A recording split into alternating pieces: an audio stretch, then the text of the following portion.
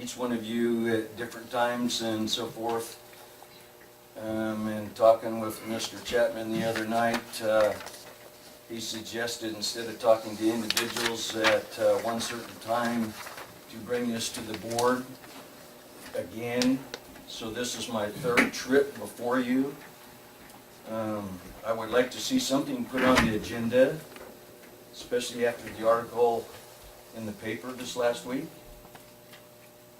This is dire. The longer it goes on, the deeper it's going to get. The Sheriff's Department has been notified. We need to get to the bottom of it. I don't feel that it should be on me as a individual to have to pay a lawyer to come in and have the court tell somebody to do what they're supposed to do, and I have to pay $10,000 to $14,000 for that. We've got check and balances here to keep us all going the way that we're supposed to be going with what rules and bylaws we do have, and if people follow them, the check and balances would take care of it. When you get a grand jury report that points out that a certain office isn't doing their job, and the head of that department says, well, I'm understaffed, but yet they don't come to you as their boss and want more money to staff that, to make sure that that job gets done, something's wrong with the picture.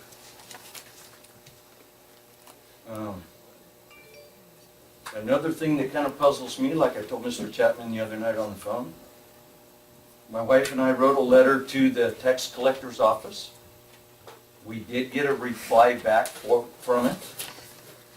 The thing that puzzles me is that Sam Williams at the paper got the letter before I did, without my knowledge. And the letter was addressed to me, not to Lassen County. So that puzzles me. In that letter, the tax collector pretty much says that it's on me to get the check and balances done. Well, we've tried, and I have proof that we've tried. So I would like to put it on the future agenda, if it's all right with this board, we better get to the bottom of it ASAP. It's very crucial. And I'd like to submit a letter for Mr. Chairman to read for my wife, since it'll probably overgo my time limit up here. Any more questions? Well, Mr. Chairman, I received a call from Mr. Trask, and he wanted to have a meeting with me, and wanted to present, some information, and wanted to talk about a number of points. And as I indicated to him, it's fine to go ahead and try to meet with him, and probably eventually have a serial meeting with the board to try to get to these issues. And I was unaware of the article in the paper. I did get a chance to read the paper following the phone call and kind of have a sense of what he talked about. But over the last several months, there's been a lot of consternation dealing with the water master service, the fees that are imposed, how they're added to the roll, they're collected, whether they met whatever time frames, in terms of members of the RCD board, individual members of the RCD board, accepting grant monies and going up, setting up bank accounts and so forth. Mr. Evans had brought to my attention that earlier in the year. I consulted with county council, and it was nothing that as a board member I have any power or jurisdiction on. And I can be sympathetic and listening to the issue, but each of us individually, outside of the board setting, really have absolutely no power to exercise it. Our power lies when we're in session and we can take action.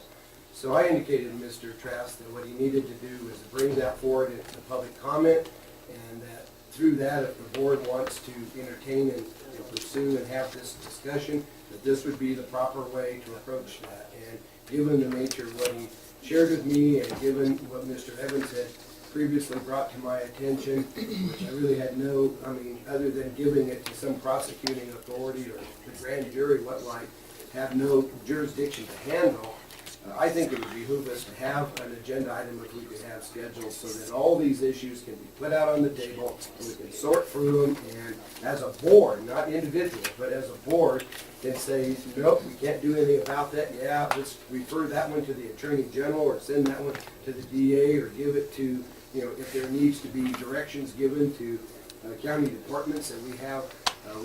We don't have any authority over the auditor or the treasurer in terms of, as I tried to explain to Mr. Trask, about the only authority we have if we try to exercise it as a budgetary authority. But there again, if we have, policies that are, they're going this way and everybody else wants to go that way, I think we need to, not only for Mr. Trask's benefit, but really for the general public at large, sort through that and maybe put to rest, some of those consternations. And I'm glad he's here, and I think it's one that we need to follow through on. So I'd request that we schedule a future agenda item specifically for that purpose and topic to deal with those issues.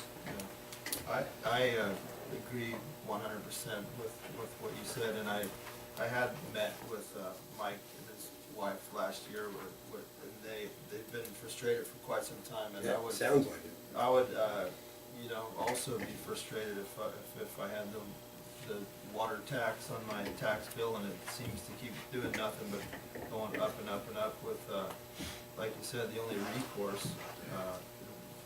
Well, I was surprised to read in the article that the people who are in third position have to pay more than the people who are in first position. I mean, that doesn't make sense. I mentioned it before, my wife had met some new residents of our county through gymnastics. Their daughter also goes, and the conversation came up, and they were so frustrated, they were questioning if they did the right thing by even moving here, and were considering leaving. I don't know. Well, this is not a personal issue on behalf of me and my wife. It's the taxpayers of this county that's getting bent over. That's straight. And then when you don't have any recourse to do what the checks and balances give you the chance to do to make it right, and that's taken away from you, and then the tax collector can put a tax lien on your property for not paying the bill, then. No, it's not a good, it's not working out well. I totally No, because with no audits, it comes back to like the fair in the early 90s. A bunch of money disappeared. Standish Fire Department, if they would have had the audits done, that wouldn't have happened. So, and this is an ongoing thing from 2007, no audits, so. We'll get it on the agenda and have a full, proper discussion on it. Thank you. Really appreciate it. Thanks. Okay, I think quickly, before we go to our 10:15, let's quickly do the unagendized reports.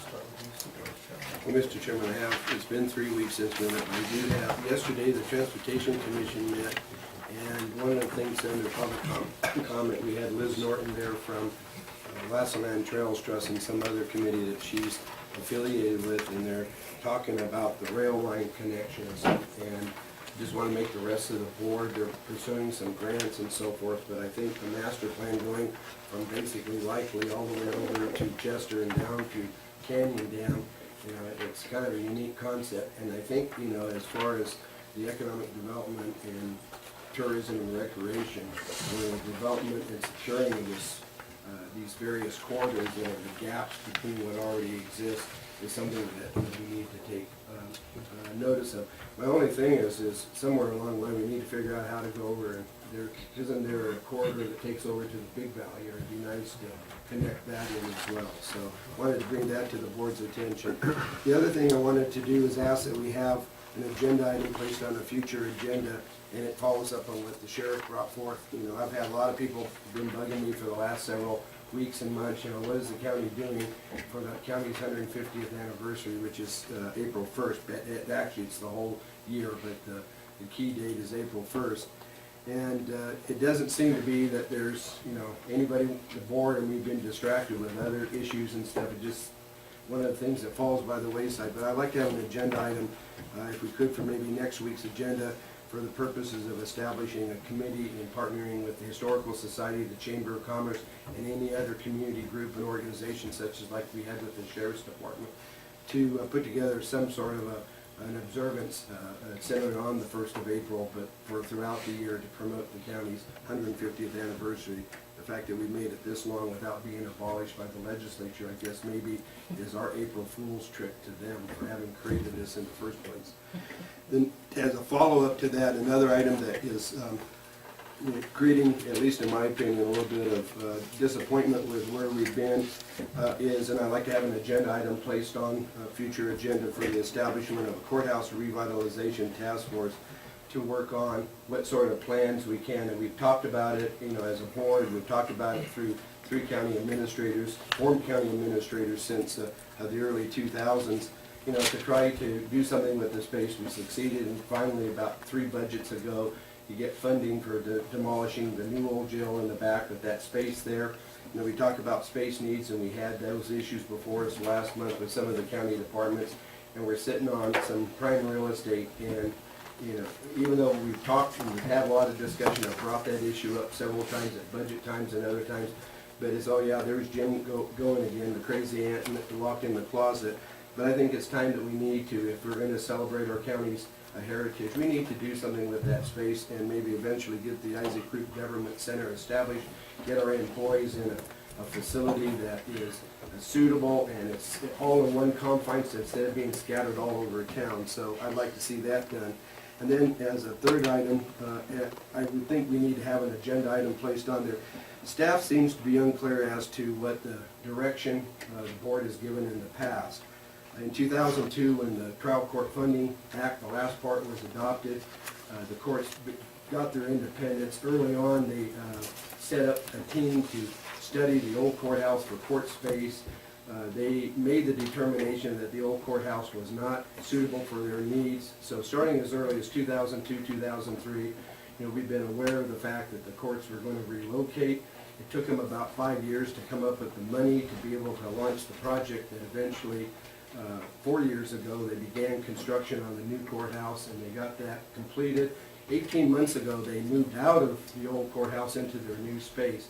We had over 10,000 square feet of there on Courthouse Square that's basically for the last 18 months been not utilized for anything, just sitting there kind of empty. You know, the elected department heads in the courthouse finally got tired of sitting in their cramped conditions, and they last month finally brought to the board through the CAO reallocating of that space. But 2 years ago when they moved, we as a board made clear the direction that we've been talking about since 2002 of relocating the board chambers from this location to the old space that we formerly held in the courthouse annex. And for the last 2 budgets, we've actually allocated money for the purposes of relocating the board chambers to that location. As of to date, I don't believe much has been done to accomplish the board's direction. So I'd like to have, and we have one staff person who even has said, well, I'm not sure what the board wants. The only one that seems to talk about it is Jim. So I'd like to have an agenda item on next week's agenda so that all 5 of us can vote and make it clearly to the staff that we would like to see the board chambers completed over there. We have a nice space that could easily double, if not triple, the seating capacity that we have in this room to take care of county business and do it in a fashion that would be respectful of the 150 years we'd be here. So those are the 3 items I'd like to have us pursue if the board is of mind. If not, that's fine, let me know and I'll stop talking about it and we'll go find something else to do. Thank you, Mr. Chairman. First off, I'd like to wish everybody a Happy New Year. Thank you guys for coming. I too was at transportation meeting yesterday. Jim talked about the main points, but Mr. Wasicki is our new chairman there as well. You know, and I thank you guys for putting this thing on the agenda. I know that there's a bunch of people from Big Valley here that we're very passionate about. The flu is a thing coming around. I know my son, he was diagnosed with stage 4 N1 flu or whatever. Anyway, he's doing good now. He's recovered early enough. It's not too bad of a deal. And one thing I'd like to throw out a little bit is maybe to have a board meeting in Big Valley. And then when we have that though, we kind of need to coordinate with the sheriff. And what I would like to do is have the meeting up there, maybe get a bus, we can put everybody, and then we can go over to Little Valley. Coordinate with the sheriff. It is not a very safe place. And with that, I would also like to take the code enforcement guy along with us, so we can look at that. That is a tough neighborhood over there, guys. It would make Dean's job a lot easier in the future with his resident deputies. It's not a fun, safe place to go. And with that, we can just, on the way, you're gonna go through Pittville, we can swing over on Day Road and see a part of the county that is quite often forgotten about. And just be a nice little change of pace. Don't we get into a Ravendale on that? Well, maybe you guys can walk that way. If you know the right roads, the bus driver wants to do it, you can go right through Little Valley and go through Dixie Valley and come out there to Eagle Lake and come on back to the back roads. So anyway, that's something I think that it would be nice, a nice thing to do. We've done it in the past several times, it's a great, I think it'd be a great trip. Took a to tour do. of Little Valley? Yeah, we've been to Little Valley several times, but it's probably been a good 20 years. It's gotten a Since, little, gotten a little worse the since. board went there. Yeah. I would imagine so, it was pretty tough then. Thank you. That's it, that's all I have. Thank you. Supervisor Hammond? I'd kind of like to speak to this Head Start thing just real quickly. I parallel Felix's thoughts on a little bit on some of that. I think we're headed towards some potential growth there. And to take away that Head Start building might impede our growth, it might hurt our growth. I don't know if we've had an architectural study on that to see what the cost is for renovating that building, Melody. I'd really like to see that done. I'm sure it's gonna be a significant figure. Yeah, please. Okay. So, when the property was erroneously transferred, county council advised you that there was a clause to remedy that transfer. And of course, it was, it's an arbitration process and we could lose it, but you chose not to pursue it. I can't lease the chapel at any kind of affordable lease, and even if the price is zero, it still has to be made ADA compliant or have a plan to be made ADA compliant as soon as possible. I can't pay for that because it won't be a county building, and if it's not going to be ADA compliant, I'm not allowed to be there if there's no plan to make it ADA compliant. A county building, they give us a little extra leeway because they know we have no capital facilities money. And I'm not, I would say that the preschool building is, and you could do an architectural study, we never did one on the chapel, we moved in there or any of our other bad facilities we're currently in. And I'm not opposed to moving to a better building if there is one, I'm open to that. In fact, I talked briefly this morning with Aaron about a couple other alternatives that are available, but it's not that we would want to take over the Head Start building, it wouldn't be our building, we'd be more than willing to move if Head Start is refunded, because I totally support Head Start being in Herlong, totally. I'm spending a lot of money out in South County to provide services out there.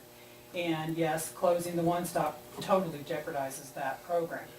So it's my intent to continue to provide those services, but I gotta have a place that I can be in. Totally And- understood. And I know that we're in a position now that we're trying to negotiate this stuff.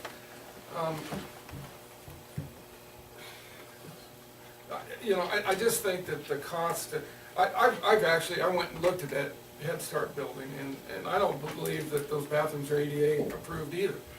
I don't think they're big enough. So, you're gonna move from one ADA problem to another. Let's research it, let's look before we leave. Well, Mr. Chairman, I think we need to maybe schedule this as an agenda item. Right. But not to leave this impression on the table, I think we have other options too. Okay. And first of all, from what I understand from what has been presented by the staff up to this point here, if we were to negotiate some sort of an arrangement with the school district for the preschool building, it would be at best a temporary measure, and so it's not an idea of moving in there and being there like forever, because basically what happened with the chapel building is it was there, it was handy, no thought was given as to what all these other requirements are. And I would say it'd be close to the equivalent of being like squatter's rights. You went in there and you took possession and started having a program, and it kind of grew from there. I think it's clear in my mind that the facilities that we have in South County are probably inadequate at best, no matter where you go. And I think what we need to look at is a solution, and this is what I'd like to see if we do have an agenda item to talk about. We've got a contractor here who has been very successful building several buildings over in what is known now as the Bunyan Complex of Health and Social Services. He's got the plans, he's got, he knows how to do them, and they're nice, they're energy efficient, they're handicap, meet all the codes that are required there. And instead of spending, money, whether leasing it from the guy that got the building by mistake, or leasing it from a school district, or doing something else, why don't we have other lands down there that are not LRA properties? Why aren't we talking about maybe using some of the funds that we do have available, and based on the budget session last September, we have funds that are available. We just go down there and actually build a building designed for the use of our health and social service programs. We can do it for a heck of a lot less than we're talking about with the utility bills and leasing of any of these other buildings that are really not suitable for our needs. And I think we can achieve a lot more by doing that. We're building, going to be building a new facility in the process up in Big Valley. Why not? I mean, you talk about investing in the community. I think that would be the smartest thing for the county to do. And then we have something that is designed for their use, and it's something that we control, and it's something, and we've got the cash to do it, and the contractor, all we have to do is say, hey, give us one of those buildings like you built over here. And he's got one that was 4,500 square feet, another one's over 9,000 square feet, and you can, the package is there. And to me, I'd rather see us spend our time doing that rather than hassling over the mistakes. And as far as the we is concerned, I interpret the we in the newspaper as we being the staff have decided that wasn't worth it. I mean, it was not something that this board talked about, but I think this board should talk about it, and that's the direction we should be talking about going. So if Melody, who's responsible for finding places for it, if she can find as a temporary location the use of a preschool, if that gets Bridget her 6 months, 8 months, or whatever, however long it takes us to get a building built down there, fine, let's do that. I believe we have something on the agenda Right. later on in the Right. meeting that talks about that, so I Right. think we better actually move on. Yeah. So, did you have anything? Yeah, and I'd also like to say that I support the people from Aiden up there for this ambulance service. I just want to get that out there. I think they have a real need for some kind of emergency services up there, and Let's go to extend over and cover part of like the Ravendale Terminal Right. area where Yes. you're having interest. absolutely. So I totally support their effort. Okay, we're about out of time, thought should be short. Excuse me, I'd like $500 of my discretionary funds to go to the Westwood Museum. And that's all I have right now. And, thank you. And I attended the transportation committee yesterday with Supervisors Chapman and Allbow, and I also shared an enthusiasm about Liz Norton's presentation. Yeah, it's So good. it's all good, and it's very positive. And, okay, before we move on, I think you wanted to make a quick. I have a question. How do you propose, my name is Jean Hodge, and my question is, how do you propose to continue in the real estate business, acquiring property, developing buildings, without a capital improvement plan, which is mandated that you have? I would, if you don't mind, further on in the agenda, there is, that we take up an issue about that type of stuff. I think that would be the better time. Thank you. Okay, thanks. So, I'll move on to the 10:15 unless anybody needs a quick recess. We had one scheduled at 10:25. Can we take a recess after the 10:15? Yes, yeah, and then we'll move on. We'll do this quick recess and we'll move on to the Beaver item for the folks here for that. So with that said, we'll move on to C1, our public hearing. In the Public Works Department. Good morning, Larry Millar, Public Works Director. And yes, what we have here is public hearing for the posting of a couple of our county maintained bridges. Periodically, Caltrans Structure Maintenance and Investigations inspects all of our county maintained bridges.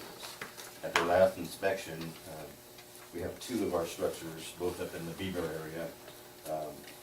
Many school bridges, 7C88 and 7C89, which are actually about 500 feet apart from each other, require a 5-ton maximum weight limit. We looked into these. Both are old railroad cars. Several of the girders have cracked. It's basically not feasible to repair or supplement. So we are proceeding with replacement of these. But we also need to post these two bridges. We have constructed a temporary detour.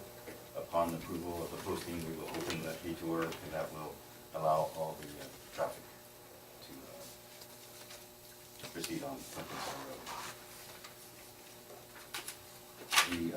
The road department has completed the proper noticing and posting of the bridges. And, basically, we're just here to take comment and to adopt the resolution to complete posting structure. Okay, thank you. Did any of the board members have questions? Staff report? I've got a question. Hey Larry, I asked you for a map so I could know exactly where these bridges were.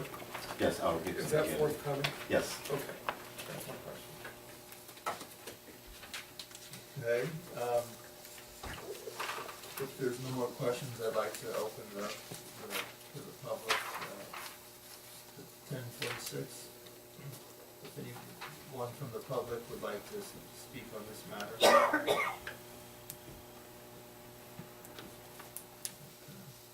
Seeing none, we'll bring it back to the board. I had a question. So, in the report, it talks about the temporary detour and the bridge qualifies for replacement funds through the bridge program.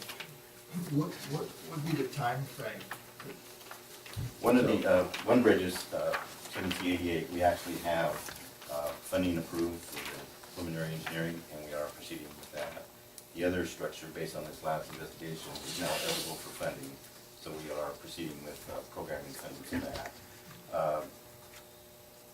Probably looking at 2 years, I would guess, for actual construction, if everything goes well. For all these? For both of those, yes. Supervisor Alban? Yeah, these two bridges are very important because there is a tremendous number of agricultural commodities every year that come out over these two bridges getting out of there. There's several large hay ranches and cattle ranches down there, and there's, like I say, there's a lot of commodities coming out of that end of the valley. Yeah, they have to cross these two bridges, and I mean, it's very important to get these done. And so with that, I will move approval to adopt resolution number 14. What the number is here? 14, that's the one. Second. Okay, it's, I think procedurally I was supposed to close the public hearing and then we'll take a vote, but, so I'm gonna go ahead and close the public hearing at 10:48, and then, Take up my motion. good. Good for you. Yeah, so, okay, so it's been moved and, seconded. Who seconded? Well, Supervisor Powell. So, all those in favor, say aye. Aye. Any opposed? Chair votes aye, it passes unanimously. Thank you. Okay, we'll take a quick 5-minute recess, and we'll come back with the deed version.